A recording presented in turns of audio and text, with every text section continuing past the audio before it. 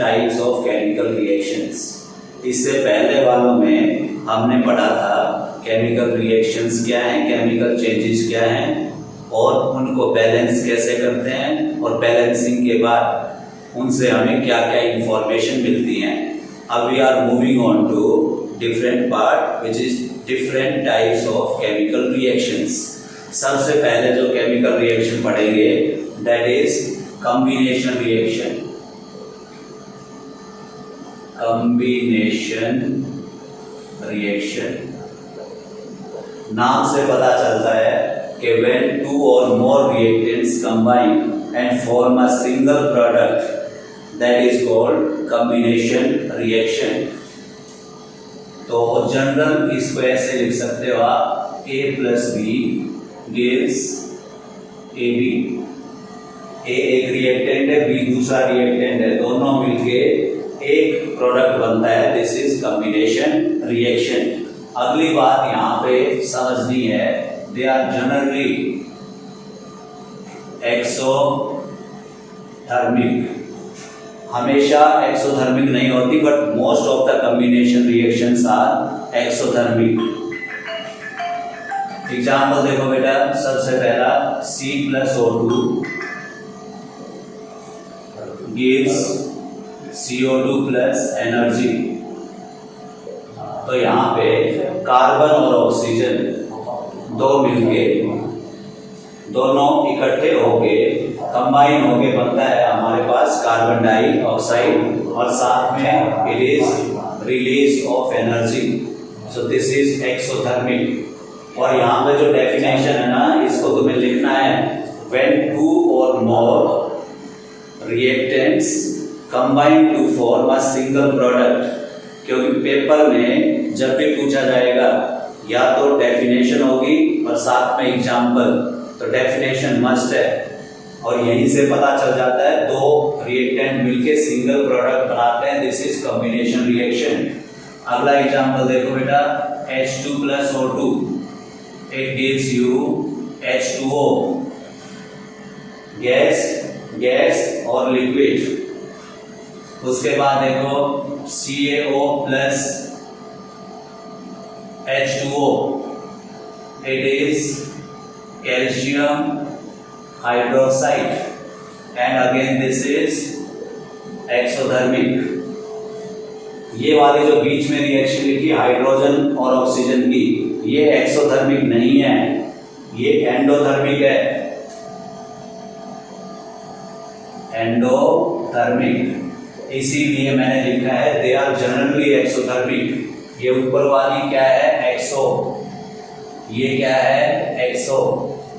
तो यहाँ पे calcium oxide which is quick lime, पानी के साथ मिलके we get slaked lime, quick lime और ये स्लेट लाइन। इसका दूसरा नाम है लाइम वाटर। लाइम वाटर को याद रखना, ये है, कभी भी इसको नींबू पानी मत समझ लेना। अब बात आती है एक और चीज, टेस्ट फॉर CO2। थोड़ी देर पिछली बार में बताया था कि CO2 when passes through this lime water it becomes milky। तो lime water plus CO2 it gives CaCO3 which is precipitate और प्लस वाटर और ये मिल जाता है आपका milky. This is test for carbon dioxide gas. अब कई बार बच्चे होते हैं कहते हैं कि और अगर कार्बन डाइऑक्साइड इसके अंदर डाल दें तो एक्सेस ऑफ कार्बन डाइऑक्साइड, उसके बाद ये मिल्कीनेस हो जाएगी, डिसअपीयर, और वो क्या बन जाएगा आपका CaCO3 बन चुका था, H2O बन चुका था। यहाँ पे CO2 और ज्यादा पास कर दिया आपने, तो ये बन गया आपका calcium hydrogen carbonate whole twice. ये आपका मिल्कीनेस गायब है, मिल्कीनेस disappears। तो this is test for carbon dioxide. अब कुछ और एग्जाम्पल देखो कॉम्बिनेशन के, hydrogen plus chlorine that gives you HCl. What is HCl? Hydrochloric acid. Nitrogen plus hydrogen, this gives you ammonia. This is ammonia. ये nitrogen oxide plus oxygen, अगर जब इसको combine करते हैं वी गेट नाइट्रोजन डाइऑक्साइड। ये सारी की सारी ना अनबैलेंस्ड हैं, you have to practice them for balancing. एक दो को मैं कर देता हूं तुम्हारे लिए। यहाँ पे बन जाता है इट इज 2HCl, यहाँ पे बन जाता है 3 और ये 2, और यहाँ पे बन जाता है आपका 2 हो गए और 2 हो गए। तो यहाँ पे 2 लगा देते हैं, यहाँ पे भी 2 लगा देते हैं। अब ऑक्सीजन हो गई तुम्हारी 4 और इधर भी 4। तो दिस इज बैलेंसिंग। ये तुम्हें प्रैक्टिस करनी चाहिए। आगे कोई भी रिएक्शन में इसमें लिखूंगा तो मे बी अनबैलेंस्ड होगी, but you have to balance it. और ये करोगे तो तुम्हारी ही प्रैक्टिस बनेगी। तो ये कॉम्बिनेशन रिएक्शंस थी। Next reaction is decomposition. Decomposition reaction, अब नाम से पता चलता है it is opposite of combination. Opposite of combination, यहां पे जैसे एक प्रोडक्ट है, एक रिएक्टेंट है आपका, और इससे आपको 2 प्रोडक्ट्स मिल जाएं या 2 से ज्यादा मिल जाएं, तो दैट इज डीकंपोजिशन रिएक्शन। और ये जो डीकंपोजिशन रिएक्शन है ये एंडोथर्मिक होती हैं। एंडोथर्मिक, क्योंकि तुम्हें बताया गया था कि बॉन्ड्स को ब्रेक करने के लिए we have to provide energy. तो एनर्जी प्रोवाइड नहीं करेंगे तो इनके बॉन्ड्स ब्रेक नहीं होंगे और ये अलग अलग नहीं होंगे। तो decomposition reactions are endothermic in nature. अब जो एनर्जी है which is given into it, उसके हिसाब से ये 3 टाइप की बन जाती है बेटा। First is thermal decomposition. यहां पे हमने क्या दिया? हीट। जो वर्ड थर्मल है it means heat. When we will provide heat, decomposition reaction will occur and that reaction will be thermal decomposition। Example देखो, ये पहले भी आ चुका है तुम्हारे पास। कैल्शियम कार्बोनेट को आपने हीट किया, you get calcium oxide plus carbon dioxide. ये आपकी मोस्ट कॉमन डिकम्पोजिशन रिएक्शन है थर्मल वाली, याद रखना है इसको। हाइड्रोजन पेरोक्साइड H2O2, इसको अगर आप हीट करते हो, इसका फॉर नाम रखता हूं मैं, इट इज हाइड्रोजन पेरोक्साइड। इस हाइड्रोजन पेरोक्साइड को हीट करते हो तो you get 2H2O plus O2। ये इसको डिकम्पोज हो जाता है इसमें। उसके बाद एक रिएक्शन लिखते हैं FeSO4। ये क्या है? Ferrous sulphate. इसको आपने हीट किया तो you get Fe2O3 plus SO2 plus SO3। ये देखो यहाँ पे 3 प्रोडक्ट्स बन गए। तो यही डेफिनेशन कहती है कि single reactant after getting energy breaks up into 2 or more products, that is decomposition.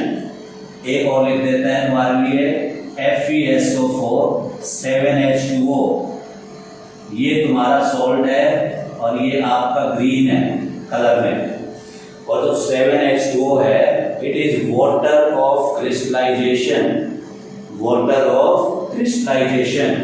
जब आप इसको हीट करते हो तो ये ब्रेकअप हो जाएगा FeSO4 प्लस 7H2O। और ये जो ग्रीन कलर है ना ये हट जाएगा and this will become white. तो यहाँ पे समझ में आएगा तुम्हें कि water of crystallization gives colour to the salt. लिख देता हूं मैं, water of crystallization gives color to salt, और जब ये वाटर ऑफ क्रिस्टलाइजेशन हट जाता है तो उसका कलर गायब हो जाता है। तो दिस इज थर्मल डिकम्पोजिशन। जो सेकंड है इसका, that is electrolytic decomposition.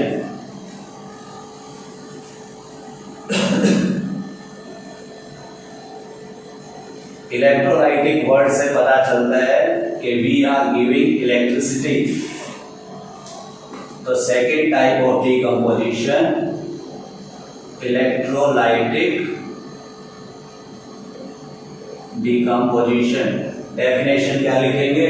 Decomposition reaction occurring on passage of electric current. Electric current pass होने से जो डिकम्पोजिशन होती है दैट इज इलेक्ट्रोलाइटिक डिकम्पोजिशन। और इसका most common example is electrolysis of water, electric current, और इस प्रोसेस को बोलते हैं इलेक्ट्रोलिसिस ऑफ वाटर। और भी इलेक्ट्रोलिसिस पढ़ी आपने 8th क्लास में, जैसे कॉपर सल्फेट में से पास किया तो copper sulphate dissociate into copper and sulphate ions, याद होगा इलेक्ट्रोप्लेटिंग वाले पोर्शन में। तो यहाँ पे इलेक्ट्रोलिसिस ऑफ वाटर पढ़ते हैं हम। इलेक्ट्रिक करंट पास होते ही जो वाटर है वो हाइड्रोजन और ऑक्सीजन में ब्रेकअप हो जाता है, और जो हाइड्रोजन है it will be released at cathode. Cathode कौन सा टर्मिनल है तुम्हारा? Negative terminal. और ऑक्सीजन कहाँ जाएगी? एनोड में। Anode is positive terminal.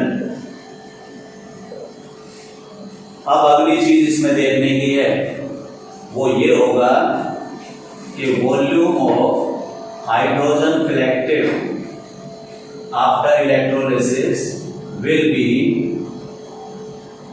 Double of volume of oxygen collected. मतलब जितना ऑक्सीजन कलेक्ट होगा, मान लो X होता है तो हाइड्रोजन उसका डबल होगा 2x।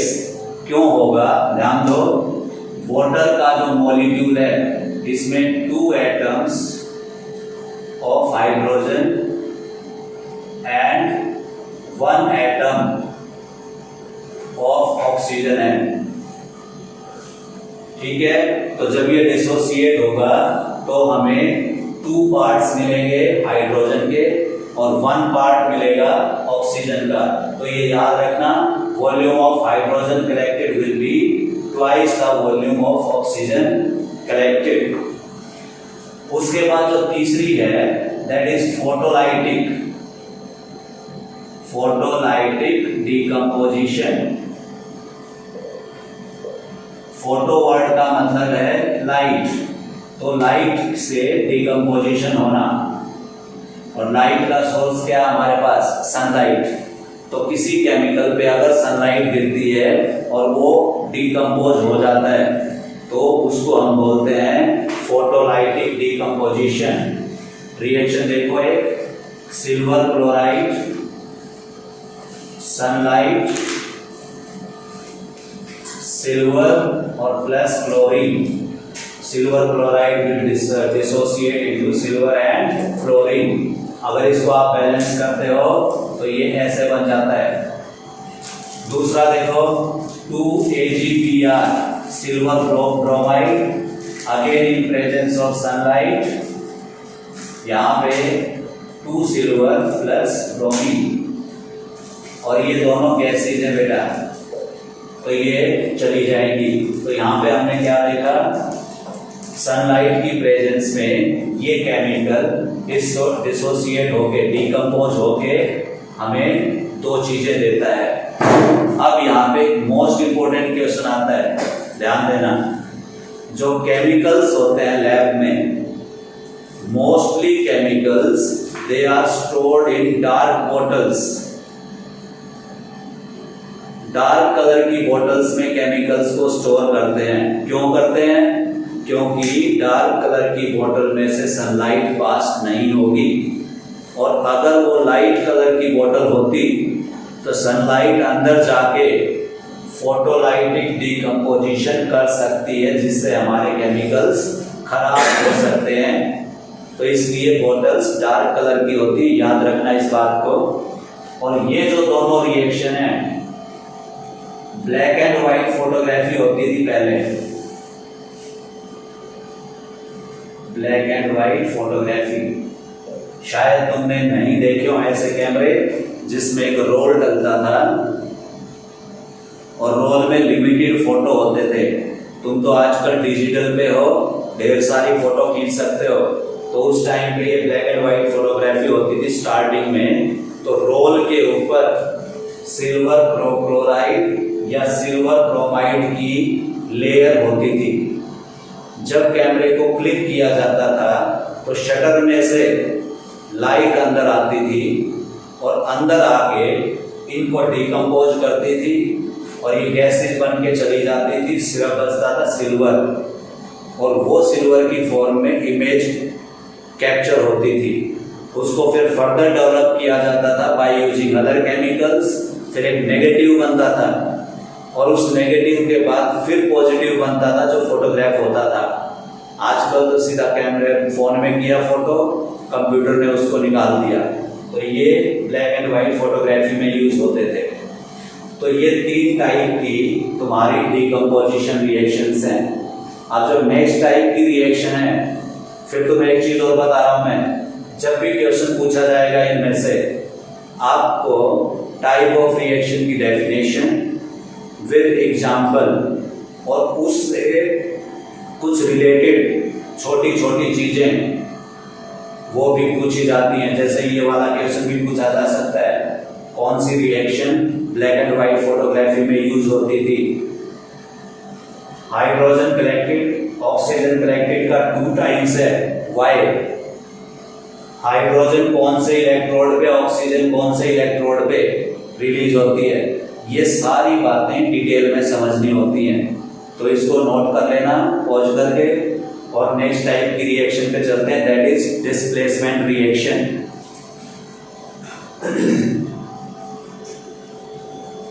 डिस्प्लेसमेंट वर्ड से पता चलता है you are displacing something.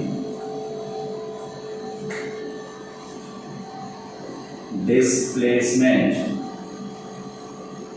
Reaction. और जब डिस्प्लेस करते हो आप किसी को, तो आप उसको सब्स्टिट्यूशन भी बोलते हो। तो डिस्प्लेसमेंट रिएक्शंस को सब्स्टिट्यूशन रिएक्शंस भी बोलते हैं। और कौन किसको डिस्प्लेस कर सकता है? जो मोर रिएक्टिव होगा that will displace less reactive. तो metals more reactive will displace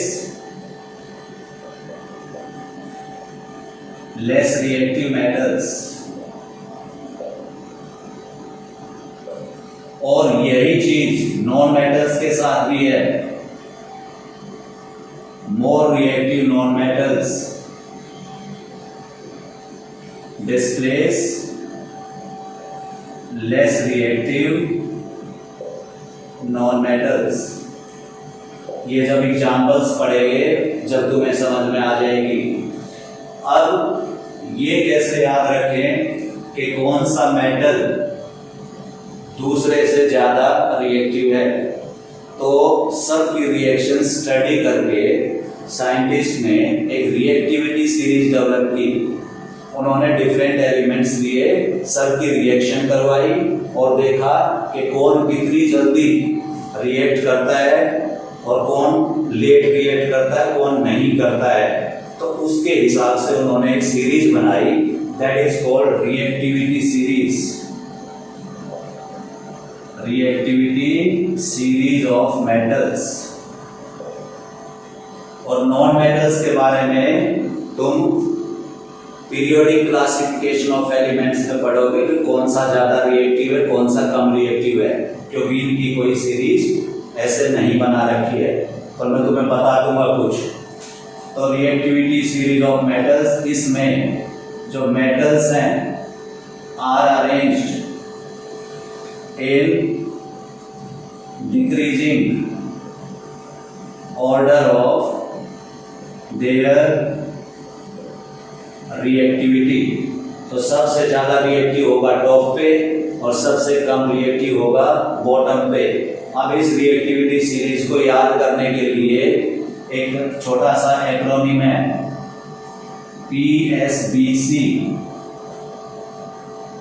magical,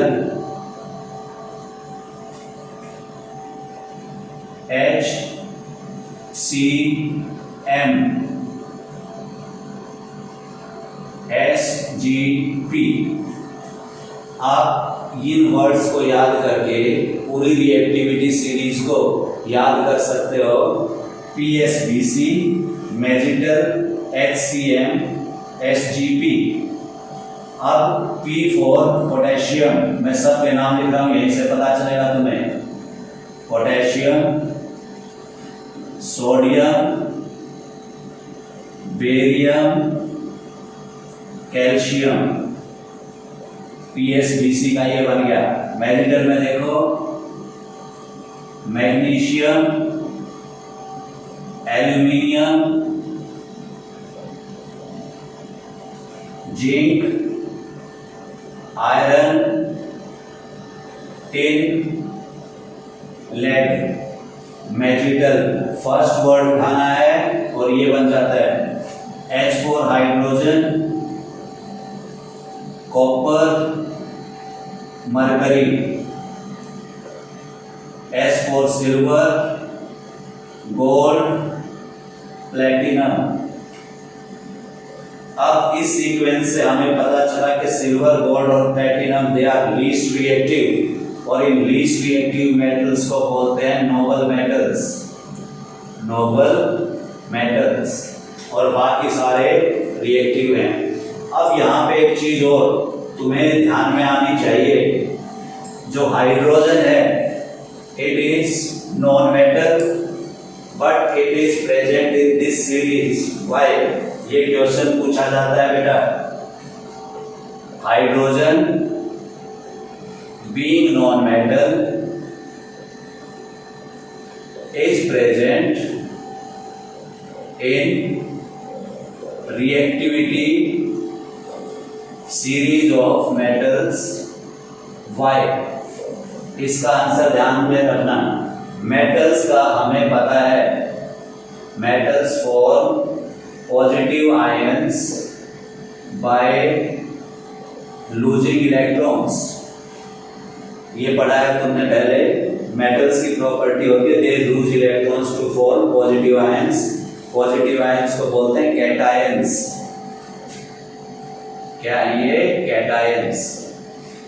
similarly hydrogen also form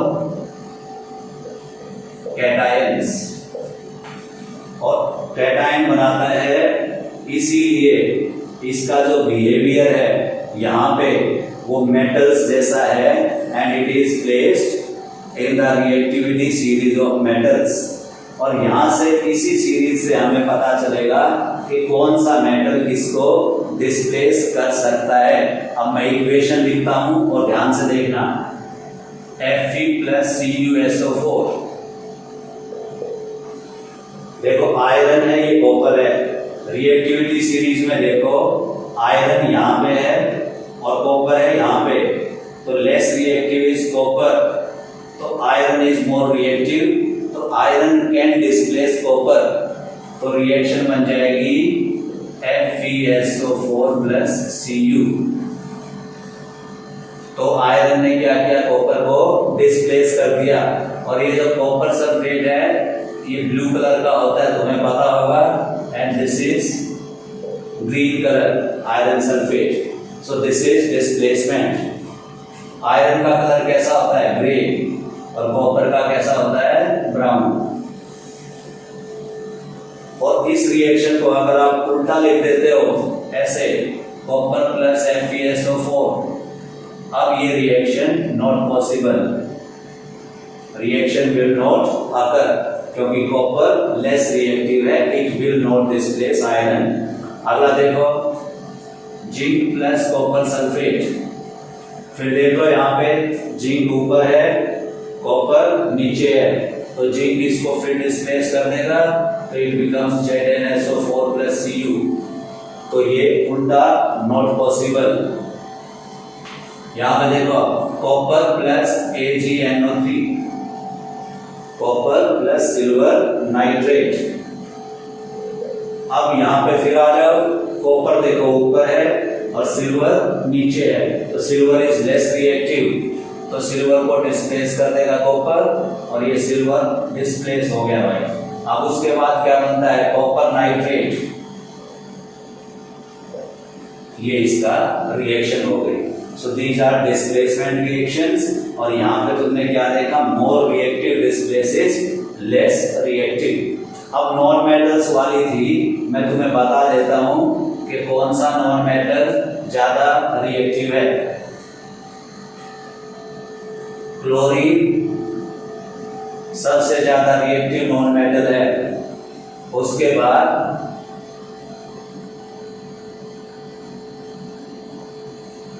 bromine, fluorine and iodine. This is the reactivity series of non-metals. ये halogens हैं आपके, और इसको 70th ग्रुप में होते हैं। इसकी डिटेल में पढ़ेंगे हम अगली पीरियोडिक क्लासिफिकेशन में। तब तक सिर्फ इतना याद रखो, chlorine can displace bromine, bromine fluorine को, फ्लोरीन आयोडीन को, और ये सब हाइड्रोजन से ज्यादा रिएक्टिव हैं। तो यहाँ पे हाइड्रोजन इसमें भी आता है, क्यों आता है, because hydrogen is non metal, तो नॉन मेटल्स की सीरीज में भी आता है। क्लियर। उसके बाद जो अगला आता है डबल डिस्प्लेसमेंट। यहाँ पे सिंगल सब्स्टिट्यूशन था, और डबल डिस्प्लेसमेंट में क्या होगा, दो सब्स्टिट्यूशन होंगे, दो चीजें एक दूसरे को डिस्प्लेस करेंगी। ध्यान से देखना उसको।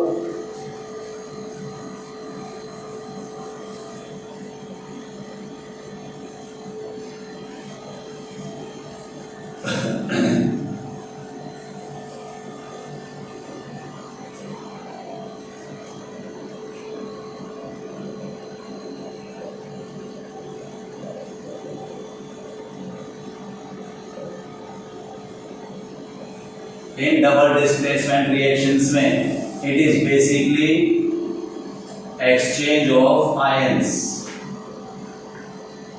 तो ये रिएक्शन होगी किसमें, आयनिक कंपाउंड्स में, और एक्सचेंज ऑफ आयंस होगी।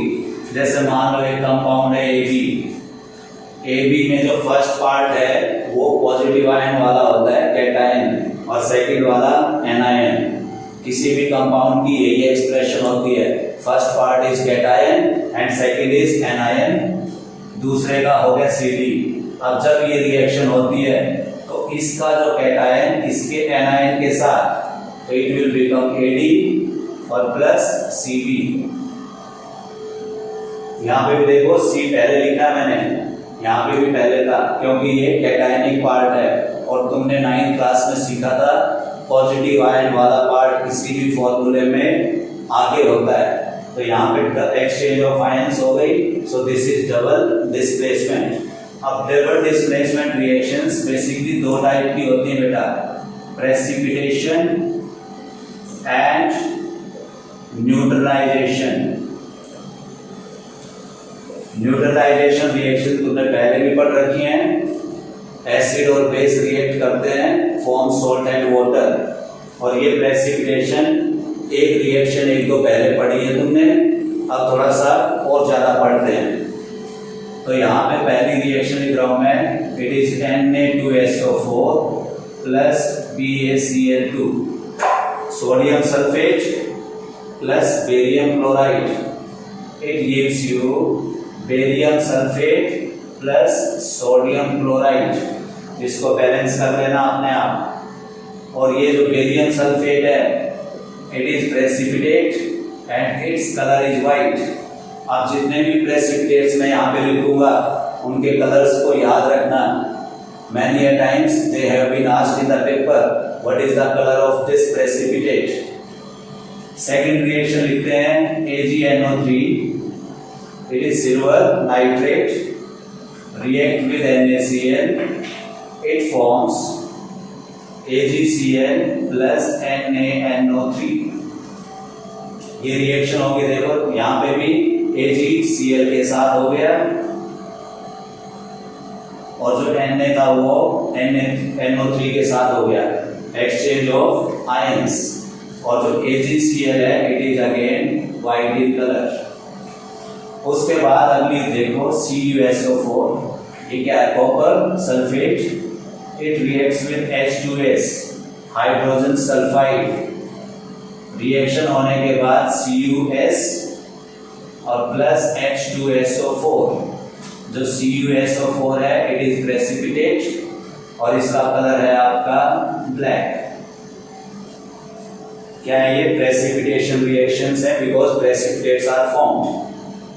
अब प्रेसिपिटेट क्या होता है ये पता होगा शायद तुम्हें, नहीं है तो सुन लो। They are insoluble substances formed during double displacement reactions.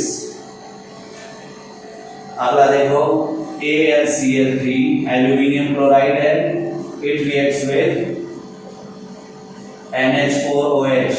What is NH4OH? It is ammonium hydroxide. जब ये रिएक्ट करता है तो we get aluminium hydroxide, aluminium hydroxide plus ammonium chloride.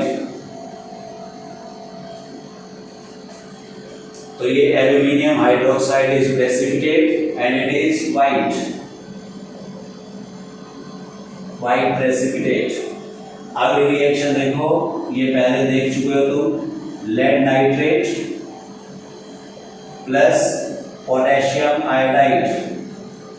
तो यहां पे बनता था PbI2 plus potassium nitrate KNO3। जो PbI2 है it is again precipitate and it is yellow in colour. तो ये है डबल डिस्प्लेसमेंट रिएक्शंस। तो जब डेफिनेशन पूछेंगे तुमसे पेपर में तो आप बोलोगे double displacement reactions, in these reactions exchange of ions takes place. They are of two types, precipitation and neutralization.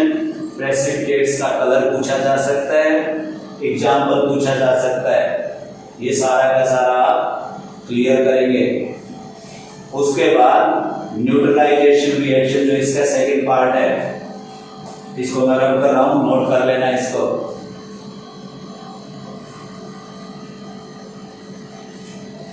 Neutralisation reaction में आप पढ़ चुके हो पहले कि when an acid and base react they form salt and water. ये neutralisation reaction होती है। एसिड और बेस एक दूसरे को न्यूट्रलाइज कर देते हैं और बनता है एक सॉल्ट और साथ में वाटर। और ये जो रिएक्शन होती हैं तुम्हारी न्यूट्रलाइजेशन रिएक्शन, ये एक्सोथर्मिक होती हैं भाई, दे आर एक्सोथर्मिक। एग्जाम्पल देखो, एक HCl लिख देते हैं हम और बेस NaOH। ये कॉमन सी रिएक्शन है और इससे बनता है तुम्हारा NaCl plus H2O। This NaCl is sodium chloride और इसको हम खाते हैं, it is also table salt. Table salt भी बोलते हैं बिकॉज इट इज एडिबल। और बाकी वाले सॉल्ट्स एडिबल नहीं होते हैं, उनको सिर्फ मेडिसिन के फॉर्म में लिया जाता है, बट ये हम टेस्ट के लिए लेते हैं। और इससे हमें एक चीज और मिलती है, आयोडीन। सॉल्ट में आयोडीन होता है, याद रखना। उसके बाद दूसरी रिएक्शन देखो, HNO3, it is nitric acid. When nitric acid reacts with potassium hydroxide, it forms एक तो तुम्हारा बनेगा H2O और एक बनेगा तुम्हारा KNO3 और प्लस H2O।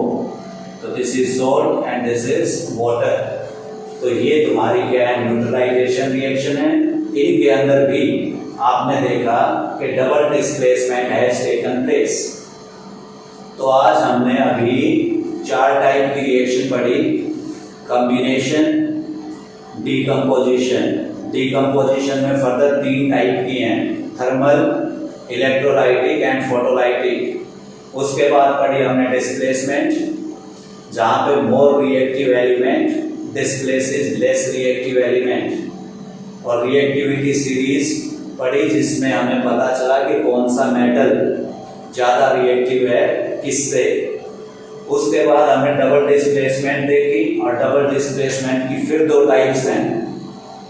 तो आज इस क्लास में इतना ही। और ये सारी रिएक्शंस जितनी भी हैं इनको ना तुम बैलेंस करने की कोशिश करना, बैलेंसिंग इज नेसेसरी। और इन रिएक्शंस को याद करना, जितनी बार रिएक्शंस को तुम अपने हाथ से लिखोगे उतना ही जल्दी तुम्हें याद होती जाएंगी।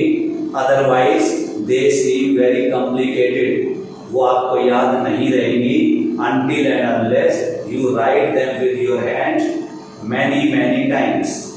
तो हर टाइप की रिएक्शन के आपको एग्जाम्पल पता होने चाहिए, डेफिनेशन ये मस्ट है। अगली वीडियो में बात करेंगे हम अगले टाइप की रिएक्शंस जिनको बोलते हैं redox reactions, oxidation and reduction. वो नेक्स्ट क्लास में करेंगे। तब तक के लिए stay safe, remain safe. Thank you.